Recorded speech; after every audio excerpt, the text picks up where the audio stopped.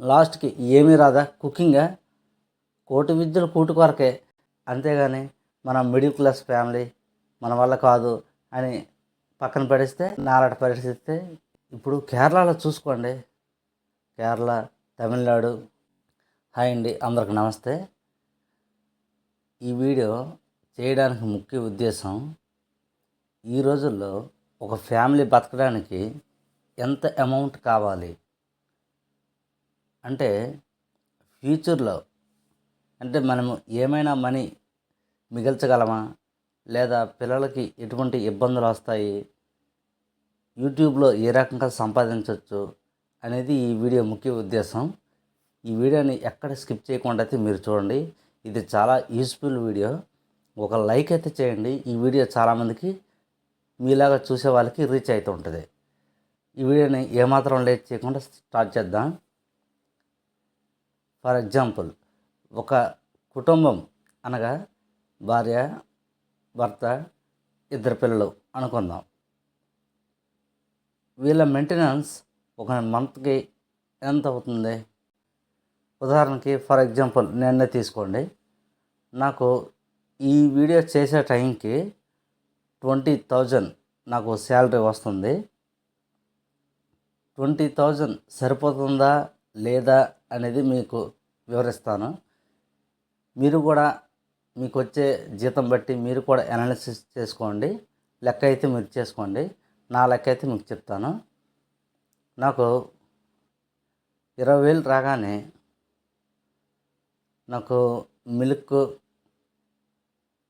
1,500, కిరాణాకి 3,500, అంటే ఒక నెలకు సరిపడగా సరుకులు అన్నమాట. మిల్క్ 1,500, కిరాణాకి 3,500, మళ్ళీ కరెంటు బిల్లు 500. ఇవన్నీ చూసుకోగా నాకు 5,000 మాత్రం మిగులుతుంది. అది ఏ రకంగా మీకు చెప్తాను. మళ్ళీ నాకు ఒక బైక్ ఉంది. నేను మా ఇంటి నుండి డ్యూటీ దగ్గరికి వెళ్ళేసరికి 1 మంత్కి మినిమం 2,000 రూపాయలు ఓన్లీ పెట్రోల్కి అవుతుంది. అంటే బైక్ మెయింటెనెన్స్ ఈజీగా 2,500, 3,000 అయిపోతుంది. అంటే ఈ ఖర్చులన్నీ చూసుకోగా నాకు 20,000కి సింపుల్గా 5,000 అయితే మిగులుతుంది. ఎలాగా? ఇద్దరు పిల్లలతోటి, భార్య, భర్త, హౌస్ మొత్తం నడవాలంటే 15,000 అవసరం. ఇటు ఓన్లీ తినడానికి మాత్రమే. అయితే పిల్లలు చదువుకోవడానికి ఎంత కావాలి? మినిమం ఈ రోజుల్లోన ఒక మనిషికి 1,00,000 రూపాయలు అయితే అవుతుంది. అది కూడా మంచి ఎడ్యుకేషన్ చదివించాలనుకుంటే 1,00,000. అంటే ఎల్కేజీ, యూకేజీకి 50,000, 50,000 సరిపోతుంది. అలాగే ఫస్ట్ క్లాస్, సెకండ్ క్లాస్కి వెళ్ళేసరికి లక్షల్లో మనకి బిల్ అమౌంట్ అయిపోతుంది. అయితే మనం ఏం చేయాలి? పిల్లలకి ఎటువంటి సబ్జెక్ట్ని మనం నేర్పాలి.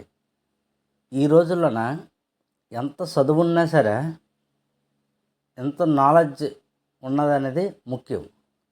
అంటే ఈ టెక్నాలజీ ఎంతవరకు వెళ్ళిందంటే, ఆర్టిఫిషియల్ ఇంటెలిజెన్స్ నేర్చుకున్నవాడే ఈ రోజుల్లో బాగుపడే అవకాశం ఉంది నెక్స్ట్ ఫ్యూచర్, అంటే మన పిల్లల భవిష్యత్తులోన.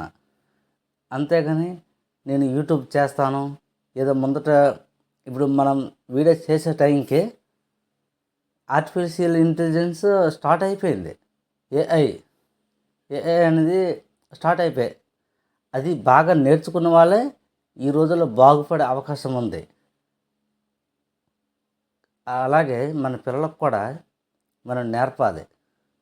వీడియోస్ ఎలా చేసుకోవాలి. సైన్స్కి సంబంధించిన వీడియోలు చేస్తాడు. సోషల్కి సంబంధించిన వీడియోస్ చేస్తాడు. మ్యాథ్స్, ఏదైనా. లాస్ట్కి ఏమీ రాదా కుకింగా, కోటి విద్యలు కూటి కొరకే. కుకింగ్ అయినా సరే వీడియోస్ చేసుకోవచ్చు. కానీ అది ఏ రకంగా చేసుకోవాలి, ఏఐని ఉపయోగించి ఏ రకంగా వినియోగించుకోవాలనేది మన పిల్లలకి మనం నేర్పాలి మనము. ఈ వీడియో ముఖ్య ఉద్దేశం అదే. మన పిల్లలకి ఎలాగా రాబోయే ఫ్యూచర్లో ఎలాగ బ్రతకాలి అనేది మనం నేర్పాలి. మనం టెక్నాలజీని అలవాటు చేయాలి. అంతేగాని మనం మిడిల్ క్లాస్ ఫ్యామిలీ మన వల్ల కాదు అని పక్కన పడేస్తే నాలాంటి పరిస్థితి ఎదురవుతుంది. ఎందుకంటే నేను ఒక మొబైల్ పెట్టి ఈ రాత్రిని నేను వీడియో షూట్ చేస్తానండి. ఇది నాకు ఒక స్టూడియో ఏమీ లేదు. చూస్తున్నారు కదా, ఇది బెడ్. ఇది బెడ్ మీద కూకొని మీకు ఈ టాపిక్ని చెప్తున్నాను. అది ఎంత కష్టమో చూడండి. అలాగే ఇటువంటి పరిస్థితి కూడా మన పిల్లలకి ఎదురవ్వకూడదు. వాళ్ళు కూడా టెక్నాలజీలో ఎదగాలి. అందుకోసం మీరు కూడా ఇప్పుడు కేరళలో చూసుకోండి. కేరళ, తమిళనాడు సైడ్లో ప్రతి ఒక్కరు కూడా కనీసం 3 ఇళ్ళకి ఒక యూట్యూబ్ ఛానల్ ఉంటుంది. బాగా గమనించండి. తమిళనాడు, కేరళ ఆ సైడ్ 3 ఇళ్ళకు ఒక యూట్యూబ్ ఛానల్ అయితే ఉంటుంది. అదే మంచి సైడ్ తీసుకోండి. అరే యూట్యూబ్ ఛానల్ పెడితే వీడికే పని పట్టలేదురా, అందుకోసం యూట్యూబ్ ఛానల్ పెట్టుకోండి, ఈడే సెల్ల ముందర ఏదో ఒకటి మాట్లాడుతూనే ఉంటాడు అని చెప్తుంటారు. ఎందుకంటే వాళ్ళకి తెలియదు, వీళ్ళకి మామూలు టెక్నాలజీ తెలియదు, ఇంకా ఆర్టిఫిషియల్ ఇంటెలిజెన్స్ టెక్నాలజీ అర్థమవుతుంది. అందుకోసం మనము మన పిల్లలకి ఏఐ ఆర్టిఫిషియల్ ఇంటెలిజెన్స్ని మనము ఏ రకంగా నేర్పించాలో నెక్స్ట్ వీడియోలో మీకైతే చెప్తాను. ఈ వీడియో అయితే నాకు వచ్చిన జీతం 20,000 ఇంక సరిపోతుందా లేదంటే ఖచ్చితంగా సరిపోదండి.